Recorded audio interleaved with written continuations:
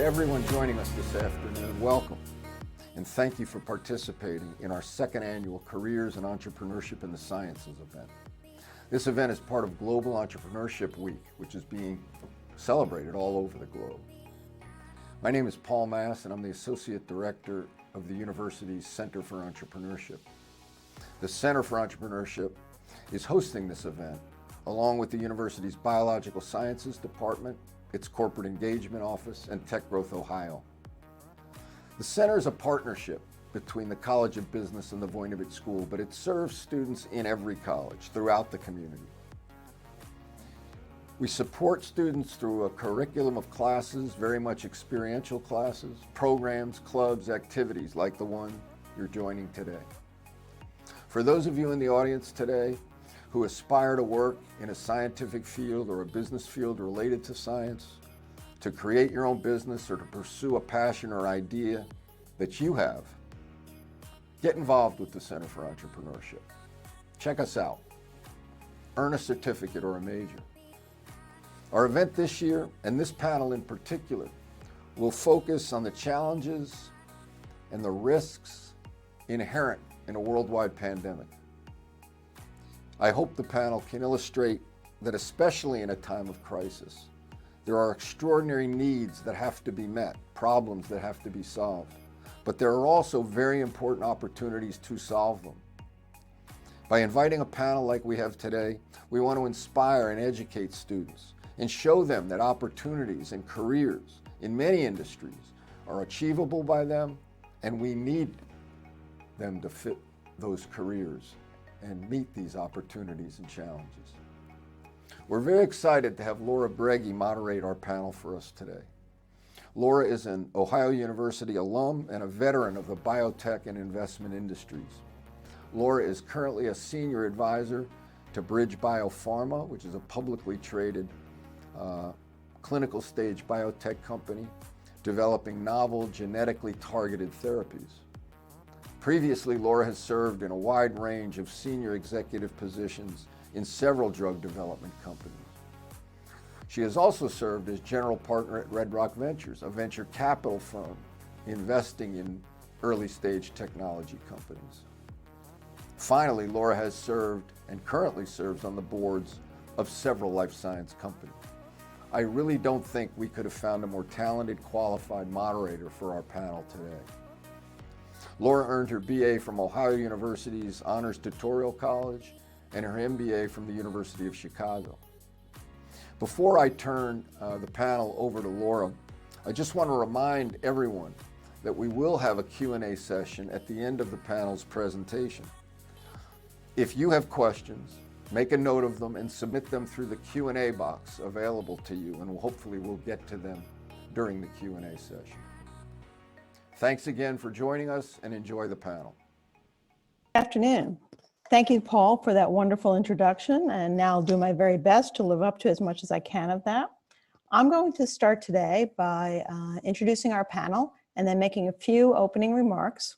We'll go directly to questions to the panel, so please get organized. I have my own, but get organized for what questions you have any interest in. Let me begin by introducing Rob Painter. And you'll find that for each of our panelists, they are founders and executives who are running the businesses, which is really an extraordinary perspective. Rob is a founder of I2 Pure Corp, as well as managing partner of Fermented Innovations. Welcome, Rob. We have Amanda Ebb, who is the CEO and founder of Scriptdrop. Second time around for doing something in this field, which will be very interesting. And we have Doug Spitz, also from I2 Pure, and is here to give us his story as we go through. I will tell you this is a super majority of OU grads, but not a complete sweep, so we're happy to have everyone here. Let me begin by just a few remarks. I mean, we're all living through the pandemic, but I think it's an amazing time to be an entrepreneur. It's just extraordinary. We'll hear today from people who have different perspectives on it, but just think in terms of three categories. We have businesses who are born from the pandemic, and we'll have to hear that today. We have people who represent businesses who have changed, accelerated their businesses. And then we have brand new businesses that would never have been conceived of without this. And I challenge you to just make a list of those businesses, those things that you now use or didn't think about 6 months ago, 8 months ago, which are now part of your day-to-day life. Zoom, for me, being the number one piece of it here. But I think about the life that I live in the biotech world, where we have 2 vaccines which are being developed from brand new technology. First time you're seeing this technology used for these particular uses, and you have never seen this kind of speed absent a pandemic. You can go all the way to glass bottles. If you're Corning glass right now, you're doing pretty well, because now they're trying to find glass bottles to put vaccines in. If you are a delivery service, your world is totally different. So I think it's an amazing time, and I want you to think about 3 things. I think when you think about entrepreneurship, you should think about opportunity. Where is the need? What can you fix? What can you solve? What can you step into? Number 2, have the courage. Somebody did it. Somebody stepped up and tried it. And fast, go fast. Just go, innovate, do it again and again and again. And I think if you do that, you'll find that the world is open to many, many types of businesses that will be accelerated. Today, I'd really like to thank OU and Paul and the entire team for putting this together. I think it's very important for us to be able to share stories, and I'm going to go around, and I think I'll start with Amanda and ask her just one question. When you think about it here, you weren't founded in the pandemic, but your business has definitely been affected. So maybe you could take us a little bit back to your previous business and then this one. Yeah, definitely. So the company Scriptdrop, which we power medication delivery, actually the idea came from my time at the company Cover My Meds, which sold to McKesson for $1.4 billion in 2017. And I wasn't the founder of that. I was a very early employee. I was full-time before the founders were full-time. And it was a healthcare IT business, and we had access to all of this data. And what we saw in the data was that everything could go right for a patient getting the medication to them, which meant it was prescribed. It meant time, money, and effort went into clearing access to get you on that medication, like a prior authorization even. And then the pharmacist spends a ton of time to dispense that medication. And over 25% of the time, patients weren't doing their part to pick it up. And the data showed they were $0 copays. So financial issues weren't a thing. It was also critical at medications that were needed by these patients. So really that was the idea for Scriptdrop, which I was the first employee of as well. And it's to basically provide more access and convenience to getting patients connected to their therapy. So yes, we were founded and incorporated in 2017, but have seen a tremendous growth because now more patients are impacted and need to get medications delivered to them to keep them safe during these times. When you were thinking about your business plan, how long you would think adoption would take, is this adopting faster, slower? Help me understand that. Accelerated immensely. So I probably would say we have grown 2 years bit faster than what we thought we would. But definitely kind of the shift in mindset from our customers. So our primary customers originally were pharmacies. So they needed a delivery platform, a way to offer their patients and their customers delivery. But they always battled with the concept of foot traffic. You know, no, I really want you to come into my store. But now patients can't. So they had to come up with a way to offer delivery, to embrace delivery, and to find a reliable and resilient partner like Scriptdrop. So we are the national, largest national prescription delivery platform then in the US. Thank you, Amanda. Rob, I'm going to come to you. Can you just take a moment and think about the period of time that sort of got you started into this? You've had a pretty interesting background. And you would not think IT Pure would naturally come from that, yet here we are. So I would love it if you would just tell us a little bit about the story and why we're here. You were born in the pandemic, right? That's 100% true. Allow me to just take just a quick second to kind of reiterate, Laura, something you did share. And that is sort of a huge thanks to OU for putting this together. You know, I wouldn't be part of this panel if my friend Paul Mass hadn't reached out from the Center for Entrepreneurship. So definitely appreciate that. The College of Arts and Sciences Department of Biology, super, great group to work with. Same for the corporate engagement office. Michael's been great there in Tech Growth, Ohio, working with McKinsey. So, super humbling to kind of be back. So certainly appreciate to be involved and kind of communicate to students. Look, the reality is when it comes to starting anything, we have innovations all the time. So it's a question of, I think we sometimes don't give ourselves permission to be in recognition for the entrepreneurs and innovators that we are every day.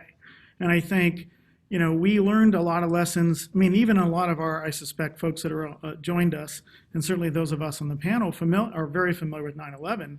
And arguably, a great number of technology emerged out of 9/11 in the same way. And that is something probably at the core of our country that's kind of what makes it so great, is that recognition of need and coming together in times of crisis. I think we've been hampered in a lot of ways because there's a lot we didn't understand coming in and through this pandemic, and maybe weren't communicated as well as we could have through parts of it. But this I know, in terms of what we chose to do or what I chose to do, everybody's part of innovation is personal, right? Everybody has a story through that process. My case, it was very much about service. Right? I knew in leaving my venture fund at the end of 2019 that I was going to do something and start something and be involved with a team of people that I care for that was ultimately going to make an impact. Did I have a great plan walking into a pandemic? Maybe I didn't time that so well. Of course, I started the fund at the 2009 when 136 countries had a negative GDP. So I don't tend to shy away from those environments that are difficult. But look, what we also knew coming into this pandemic is that we knew labor was going to be disrupted. And so one of the businesses I got very close involved in and co-founded was a labor sharing business to kind of disrupt and democratize schedules. In other words, if I'm a single-headed household, a mom that has a schedule with a kid, independent of COVID, why is it that I have to have one schedule at Domino's, one schedule at Burger King, and by the way, I'm at the beck and call of my employer? So we're trying to democratize that. Why should there be just one schedule and share labor to kind of benefit the organization, have better utilization? So that was one business that was aptly timed for the pandemic. The other was strong recognition that we were going to need contact tracing. And I happened to have been an investor in a business that did, that was focused on the Bluetooth Low Energy and tracking that. And it turned out to be a huge model when we put graph analytics with it. It was a beautiful solution. In fact, I would argue the best, most private solution for contact tracing. But let's go to the heart of what we need is that PPE, that ability to protect individuals. And, Doug and I have known each other a long time. And, as we're kind of familiar with this material, it was an opportunity that was kind of ready-made. We have, a number of areas we're going to go impact with this material, but the idea that we could disrupt an understanding of chemistry and bring forward something we're all familiar with, which is iodine, not familiar with molecular iodine, and formulate that into what we hope to be a hand sanitizer as we are abroad, and have this thing called persistence, where you actually put 3 drops on your hand and 6 hours later you have material that's just as strong as all the traditional alcohol-based sanitizers that you know. And by the way, they're not toxic. We knew this was the time for that, right? But so I would say that timing certainly matters in all that we do. But I would say in my case, it comes back to service, and that's why I'm involved and stay involved in each of these 3 businesses. But I've started to really focus in on the one that I know is going to be most impactful, and that's going to be I2Pure. Hey, thank you, Rob. Doug, can we turn to you and take you back to March 17th, March 15th of this year? And then what did you think, and how did you think about this business and as you thought going forward? Well, I had 54 years to prepare for this opportunity because our chief scientist, and his name is Dr. Jack Kessler, his life work is around iodine chemistry, and he's probably the most prolific iodine chemist on the planet. It so happens that he's my uncle, my mother's younger brother, and I grew up with Jack as my older brother. So I was always very interested in what he did. Rob and I share lots of things in common, including service. And when I was in the military, I spent my time in chemical warfare, so understanding chemistry and decontamination. That was a big part of a background for me. And prior to the March timeframe of this year, I was the president of a company that was bringing emerging technologies from the Bay Area to the US government. So I understood emerging tech, I understood business development, I understood going to market. So having a very interesting seat at the table of understanding what molecular iodine is, understanding a patent that Jack had submitted in 2017, and knowing that it would be perfect for not only this pandemic, but for many different conditions in addition to the hand sanitizer to keep people protected. So it was, to me, it was a layup to get this business started. And so, you know, we've gone from a concept in March to a product that is being manufactured in a high-speed production line today. Wow. Wow. You know, Amanda sent me something which I think would be important to talk about here, which is what does it really take? One of the things that she wrote to me is that luck equals opportunity plus preparation. So talk to me a little bit about that, Amanda. How do you think about that? Yeah, I think it's really important to always continue to look for the opportunity and be prepared and confident when the time strikes. So Scriptdrop, again, wasn't born in the pandemic. We were already established, but we were able to find a need early on by looking at data, being curious, and having an understanding and preparing ourselves for how do you build a healthcare technology company. So I'm applying a lot of what I learned, a lot of curiosity. But yeah, it's just always be prepared, look for the opportunity, and that's really when the magic happens. It's not luck, it's preparation plus opportunity. Doug, when you think about, you're not a scientist, right?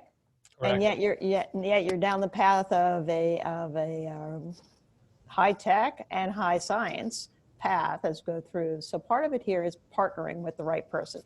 So I hear you had 54 years, I got that, to get that down. But when you think about partnering, and what does it take to build people around you? Do we need all scientists? Do we need all marketing guys? What do we need as we think about your career? Well, if you're an entrepreneur, the first thing you need is trust. So I'm the individual on the team that likes to run with scissors. Rob is the very detail-oriented, seems to have his hand on just about every moving part there is, and has the ability to grab me by my shirt collar and says, "You better not step there. You're going to have an accident."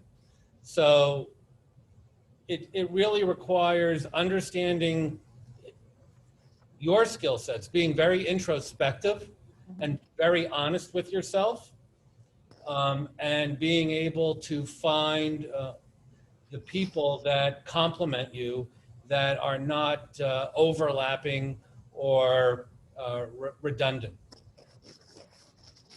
Rob, do you have anything to add? I think that's a tough one to follow. You know, any of us who have served, I mean, we've all served in different ways, you know, but served in uniform, served our government and public policy, served in the State House, you know, served as an EMT. I think there's a strong recognition that, you know, fundamentally the values that pull us together in this country are fundamentally the values that allow entrepreneurship to kind of exist. And I think when they marry, right, when those ideas of innovation, and I think they perhaps marry no better place perhaps than in the biological and in the sciences, right? Because again, I think there's a definite process to kind of get at the heart of the matter of the fundamental question, which is the kind of the scientific method to begin with. And again, so much of the science is not only about understanding each of us and understanding the planet, but it's fundamentally about caring and serving others. And I think that is a great business, right? And recognizing that, who you are when you come out of this process of being an entrepreneur. That idea that, what is that legacy? And perhaps that's a function of being, in our, both Doug and I's case, a little bit, we've been down this road before, started at the companies before. So I think you get a bit more introspective of this idea of legacy. But, I think it's a key thing to be thinking about, regardless of when you're entering the sort of the entrepreneurship fold, so to speak, the embracing the startup, I think is this idea of what do you want to be remembered for? And I think the idea of both how you not only bring your products forward, but how you treat your partners, how you treat your employees, how you treat your teammates are things that endure. And I think, again, whatever leanings people have, if I look around the country right now, this idea of character is something that I think we've lost a little bit of a handle on. And I think, no better place to bring it forward right now than entrepreneurship. And by the way, starting companies are going to make an impact to kind of get us back on track as a country. Hey, thank you, Rob. One of the things that that just struck me as I'm listening to you is the number of companies, when I think about the investments that we've made over the years, where you are starting your second company, your third company, or putting a team together with people you worked with before, right? This is Doug's concept of trust, your concept of character, and I'm going to turn to you, Amanda, as the CEO. And I bet that there's some people at your company today that you work with before. Is that a true statement? It definitely is. Yay. I'd probably say, and it's actually something that we measure too, because we don't want all the same thought and the same experiences, Sure. but it's definitely a thing that I look to folks that I worked with in the past that I know complement my skill set or complement each other's skill set. But yes, definitely. It's only 11, I believe, out of our over 100 employees that came from my previous company, Cover My Meds. So, but yeah, definitely, it's the trust. Laura, Yes. I'd like to just add something real quick to that. Sure, of course.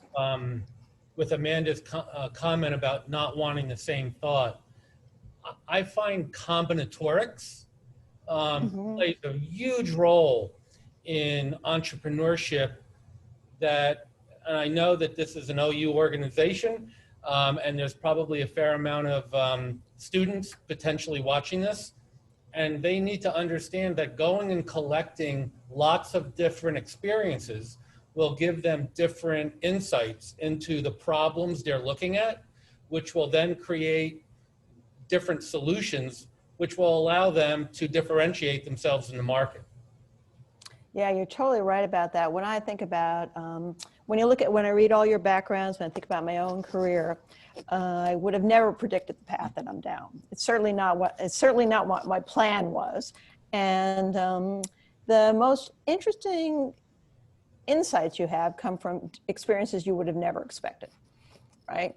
And so I think that's one of the things that we should just try things. One of the things that I wanted to ask, Amanda, have you hired, or Rob or Doug, have you hired any executives during the pandemic which have been on Zoom only? Oh, actually, not on Zoom only, but I did hire a VP of sales. So one of our, Right, first so senior VPs. person. And I knew them from my previous company, but I think he spent one day in the office and then completely remote. So it's been interesting, kind of overcoming that and figuring out cadence and communication. But yeah, I have. Well, I will tell you, when I think about my own biases, I participate in a bunch of boards, and the recruiting firms did surveys in April. Would you hire a board member, a CEO, a vice president, if you hadn't met them in person and had dinner with them? And of course, our answer is absolutely not. You do that exact same survey, which we did 8 weeks later, like, absolutely, we hired all these people, no problem.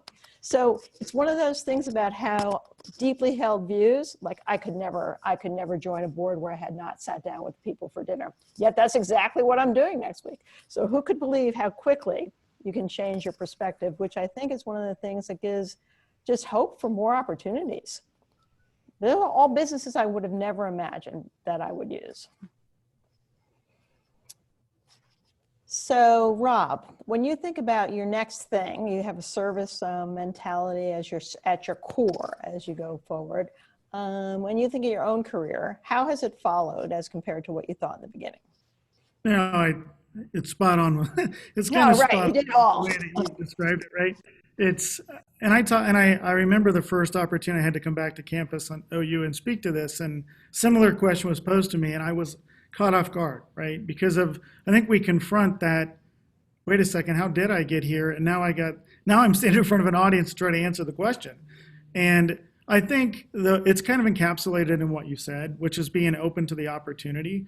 But I will tell you, as I've kind of gone through this exercise, this process, this experience, that there is tremendous value in a plan. There is tremendous value in writing down your goals. There's tremendous value in revisiting that on a daily basis, right? The things that kind of give you clarity of purpose to make sure that your heart is in line with what you're doing is critical, right? And there's times in my career I didn't do that, and look, I don't look back at those and say, man, that was a huge mistake. I can find nothing but goodness in those experiences. But at the same time, it's sort of that idea that you can end up at a point in your career and be like, what is it that I want for me? And that can come from that service mentality too, where you've given to the point of recognizing that, wait a second, there had to be some part of this that I was involved in, that I participated in. And so I think there's always that tension between being open to new opportunities, I think recognizing, your capacity to learn in a current setting. And I think once that starts to atrophy, it's probably a pretty good indication that it's time to start looking for that next opportunity to learn. I just think that's the one fundamental secret, is always being open to that chance to learn. And I found that, I think, having been an investor for 15 years with 50 plus, rounds that I've led, Series A through Series C, you think a lot. And yet, in a 3-week period of time, I went from, Doug, you want me to do what? Benefits, payroll, and insurance. I have to make first payroll in like 15 days and hire a PEO and come up with benefits, so it's very different, right? And I think I was super I could say, man, I come back like, oh, that was frustrated, but you get so much energy when you're learning. And so, for me, I think the career part of it is now putting it all together. And I think that's the thing about being an entrepreneur a couple of times over, is that idea that you're now starting to figure out how to put that together, that now puts more on balance, both what I can do for the market, what I can do for my employees, what I can do for the heart of the team, maybe the executive staff, and what I can do for me. And I think there's always a tension there. And I think experience will ultimately allow you to bring those more and more in balance. One of the things when you think about biology and you think about science, the concept here is to have a hypothesis, go test that, and then in fact, see if it works. And most of the time it actually doesn't work. And when you think about entrepreneurship, one of the things to come away with is that many, many, many things are interesting, but don't work the first time. Doesn't mean it's not going to work the second time. Doesn't mean you can't change it. Investors have a new fun word called pivot.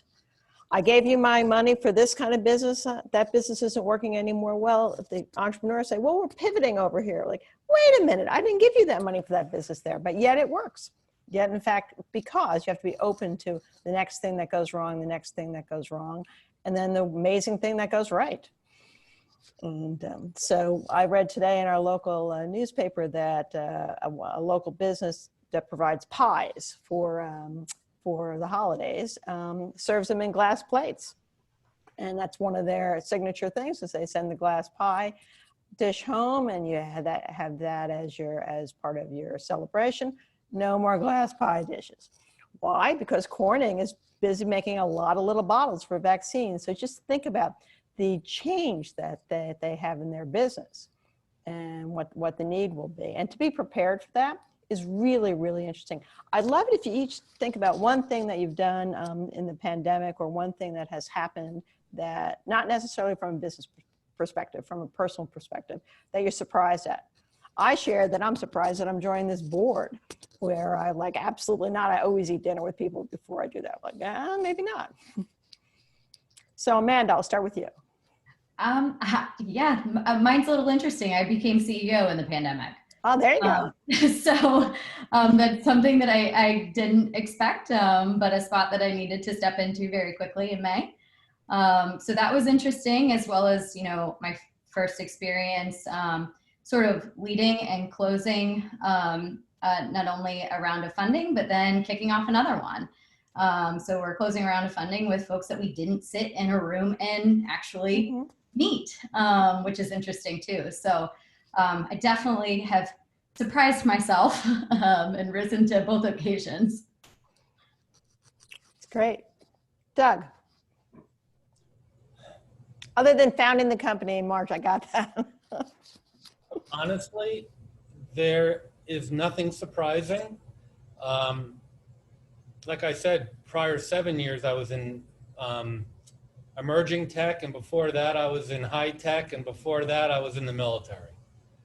I was the one and only person, I shouldn't say that, but very close to it, in my family that was not in healthcare. And what I say is, after 54 years, healthcare has kind of pulled me back in. And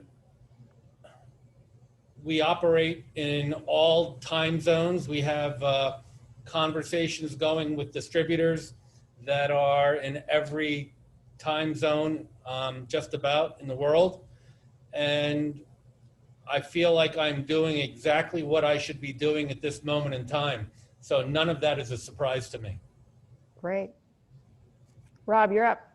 Yeah, I would second that. I'm not surprised at the work we're doing. I think, just like you see with Amanda and stepping into her role, I mean, the reality is we're called, and when we're called, that's what we do. But, let's be practical. There are surprises, like getting used to Zoom, as we talked, I think, a little bit in our preamble before the call started. That, like, I'm not a fan. I wasn't a fan. Now it's like, it's on 24/7 practically. And so that's very different.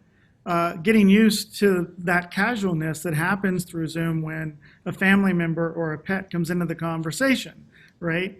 And so, but there's something kind of endearing about that in a way. And I think, that almost makes all of us that we're interacting with, we're kind of piercing that veil of that image that would otherwise be there in perhaps that boardroom or meeting place or whatever. So, I think that's the thing. I will also say from a surprise standpoint, I considered myself, sometimes I can be a bit, I kind of want to be alone and kind of left in my office. I would always kind of be in my head, see that. And it's fundamentally not true, right? I think that ability to interact with other people and being in proximity to people in a kind of real sense and less of a virtual sense, I think that's starting to weigh more and more and more on people. And I think that's creating fatigue that you're seeing as folks are getting out and kind of just trying to enjoy themselves again. And it's part of what drove our business to move into, in this case, a shared office space, much like a WeWork, where we could be around other people or something that does energize that. And so, these are all potentially things that we'll consider as this pandemic, as we kind of continue with this, is that we need to recognize these things that, continue to have some of these little surprises, but you got to keep your focus on the prize, right? You got to continue to drive the business. But I think if there's something to leave behind as this part of the conversation, I would offer that you need to listen to yourself and recognize when maybe you're not feeling as happy or you're not feeling as motivated or whatever. And I would look and see, it's like, we didn't have a mental map coming into how to behave in a pandemic. We didn't come into a mental map and say, I'm going to live at home in my home office. And so, recognize that and seek support from friends, right? And I think that's another part that I recognize and would surprise me. And it's kind of kept me on track and got me to get off of work and not be there till 3, 4 o'clock every single morning, because I felt like, well, I got to do more. And being home didn't make it, I didn't stop because I'm in my office.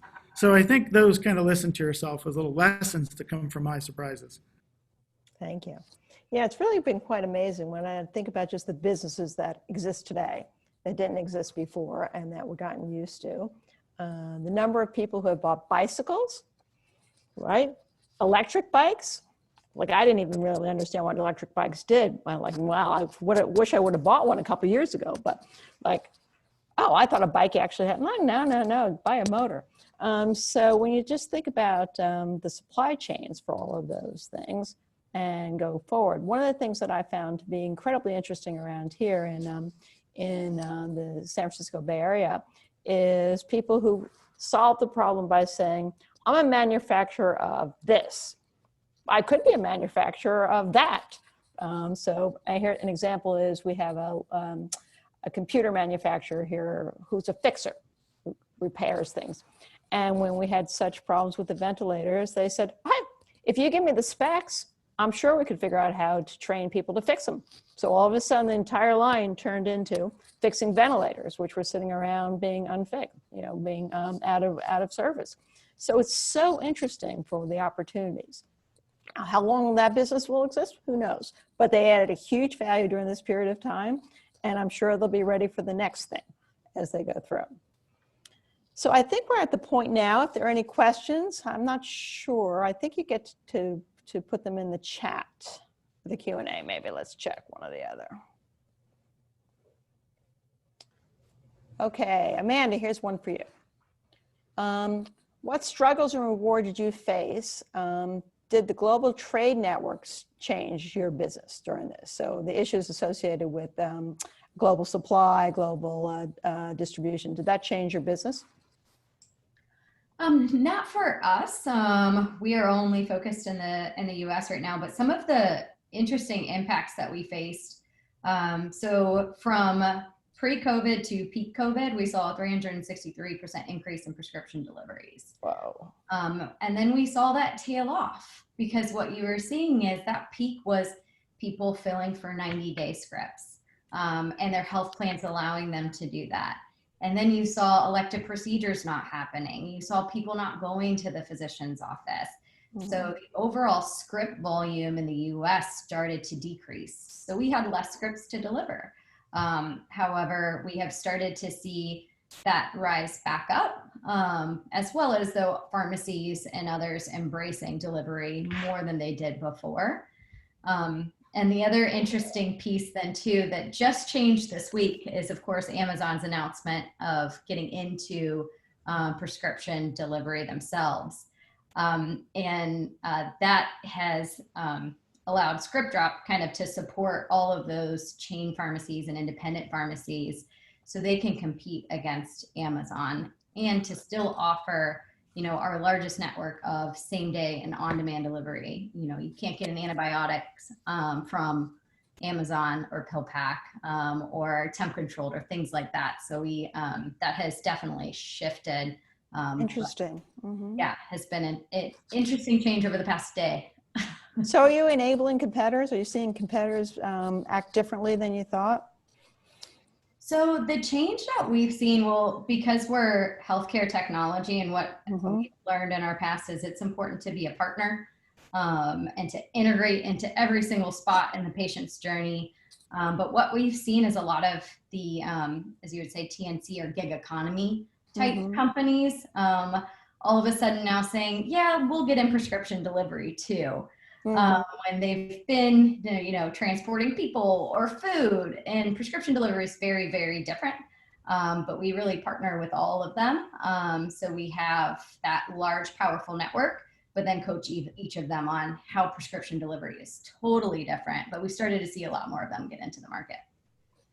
Yeah, kind of interesting. Hey, Rob, when you were telling us your story as you entered 2020, and ready for the pandemic that you didn't know was here for a couple of months, was there a moment that just said, like, it's time? Tell me about why that happened for you. When you say time, do you mean time in terms of the pivot to transition from the fund that I was in? Yes, yes.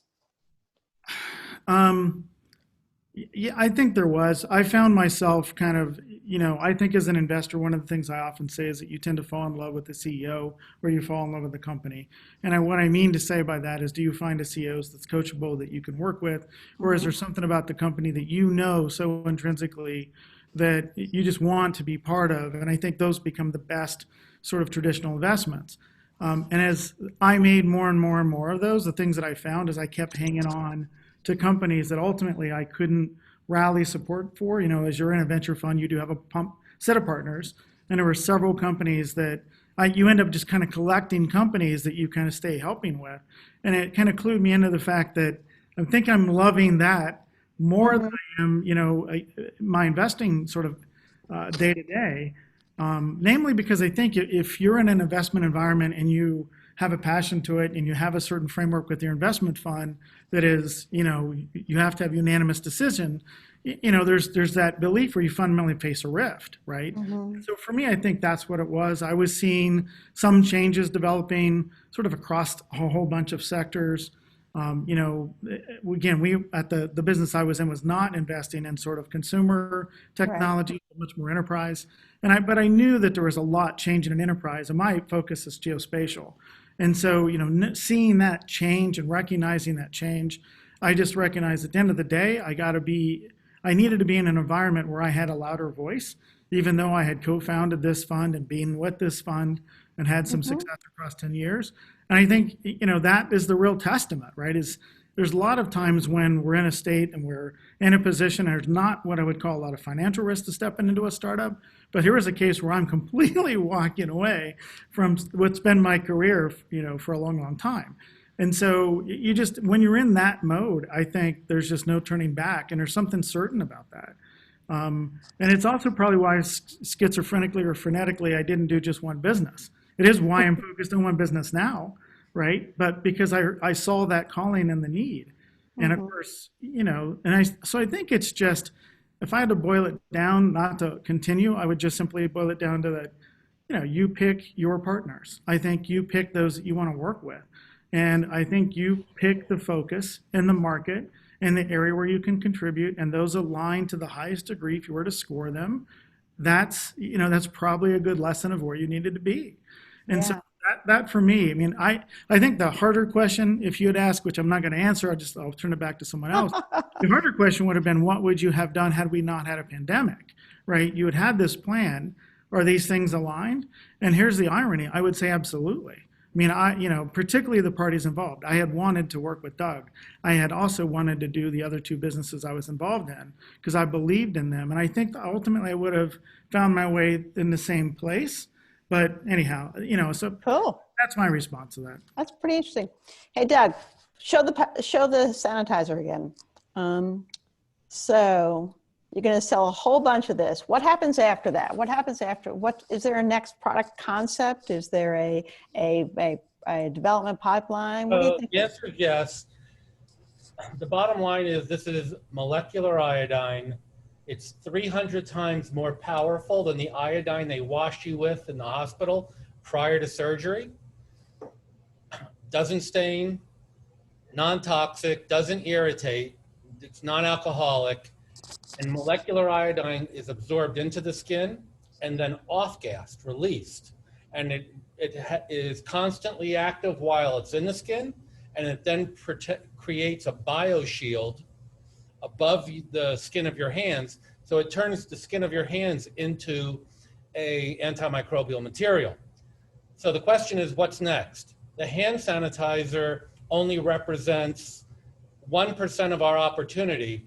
I am going to share with you pictures that have not been made public as part of our intellectual property that will show the significance of what we're doing. In addition to the pandemic, there is a fungal infection epidemic in India going on right now with 550 million people infected with Tinea pedis, Tinea corpus. It's ringworm. Ringworm is in that family. So I am not able, host disabled, participant screen sharing. Okay, we'll have to live with you telling us about it. So the answer is there is a there. There is a large amount of opportunities. I'm going to do this a very low-tech way. I'm going to take a picture of it. No, this is a fungal infection. Yeah. Pretty horrific to live with. And this was roughly 8 days into treatment. Yeah, it's amazing when science works, huh? Congratulations. So, the topical drug market is a $140 billion market. Then when you take a look at different wounds, such as diabetic foot ulcers, pressure ulcers, chronic and acute wounds, and then you look at hospital activity infections, our total market opportunity above and beyond hand sanitizer is roughly $220 billion annually. Well, good news is that that we're not qualified investors on this, or you'd be having people running to go ahead and give you a bunch of money. So congratulations as we go through. Hey, Amanda, how long do you think that you'll stick with this business model? Is this like a business model forever, or I guess same sort of question? What do you think when you look at your product development pipeline? Yeah, what's interesting too, because you talked about pivoting earlier, is that the business model that we started at Scriptdrop is the exact same that it is today, which is really rare Right. in startup world. But yeah, so it's been interesting. But I think part of it is because we've learned so much through our previous company too, that we followed a very similar model. But right now, the goal is just to continue to grow. We've always said that we want to help 1 billion patients, which means we need to be worldwide. And that's what really attracted me to Scriptdrop. Is my previous company solved a problem in healthcare, but it impacted pretty much less than 1% of prescriptions, and only in the US, because it automated prior authorizations, which is a thing that only applies to us in the US, where medication access is a global issue. We need to be able to get medication to patients. So we're looking forward to continuing to grow and expand, and the pandemic just accelerated that. One of the things that I find interesting as I think about our panel here is none of us have the science background. Is that correct? Correct. Thank goodness. Heaven forbid I say it without checking. But no one with a science background yet totally involved in these businesses. So as we think about building businesses, the key is the need. What's the unmet need? And go figure out how to solve that unmet need.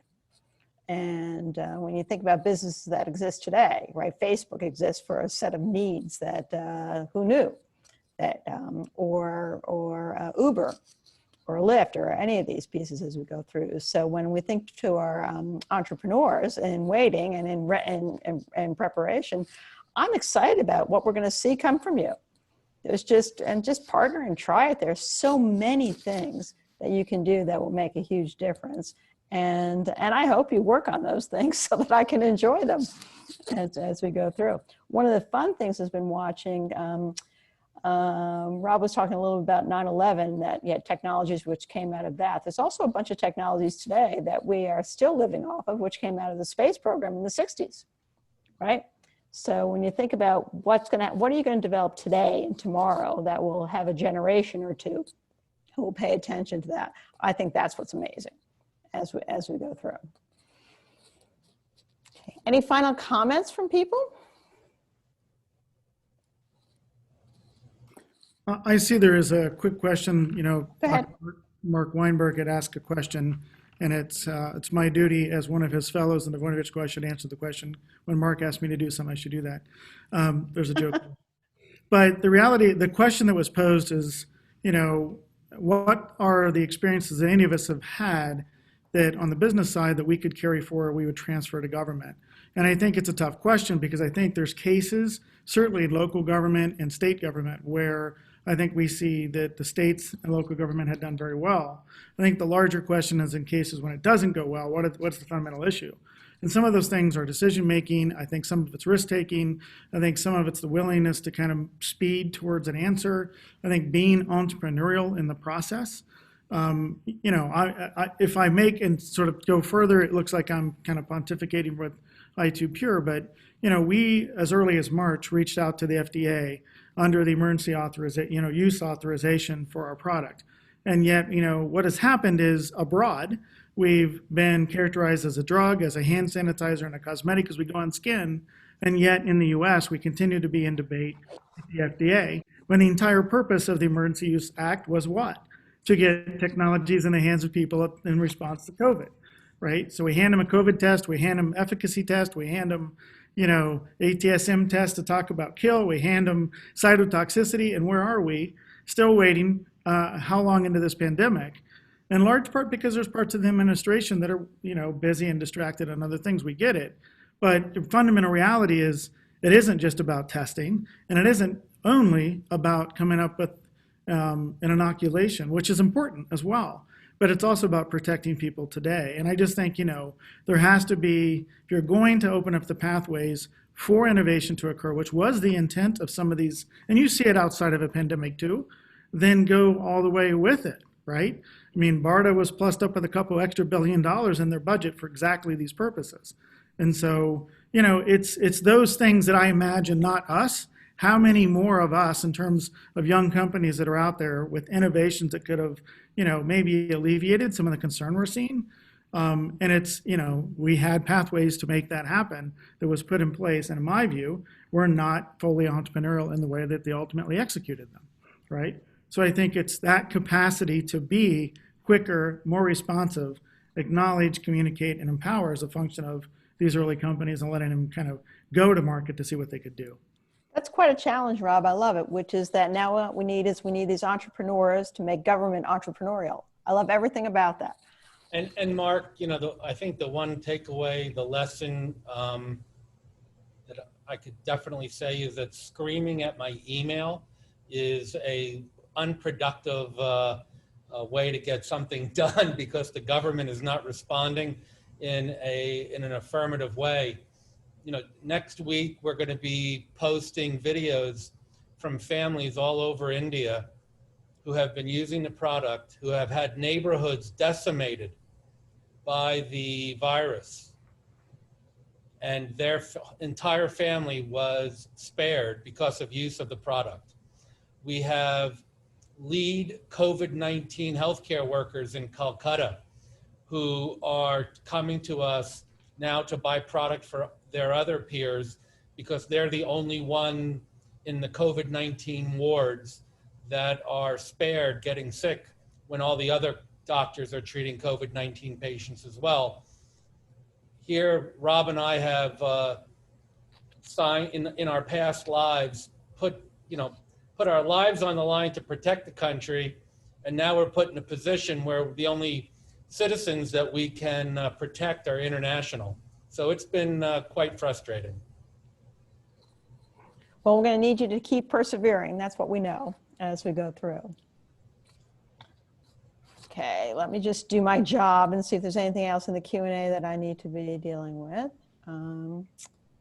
And I think, Rob, Dave Pidwell saying howdy Lou, but we answered that question, so I feel good about that.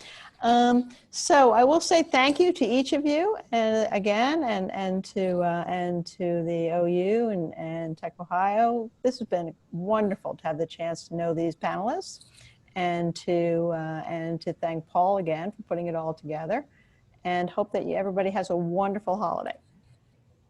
Thanks to all of you for participating in our event today. I want to thank again the Center for Entrepreneurship and our co-hosts, Ohio University's Biological Sciences Department, the Corporate Engagement Office, and Tech Growth Ohio. I also want to thank Mackenzie Kucharski and Michael DePero, event coordinators from the Voinovich School and the College of Business respectively. Without their terrific work and expertise, we could never have planned for or put on this virtual event. Everyone stay safe. Please plan on coming next fall to our third annual Entrepreneurship and Science event, hopefully in person right here on the OU campus. Good night.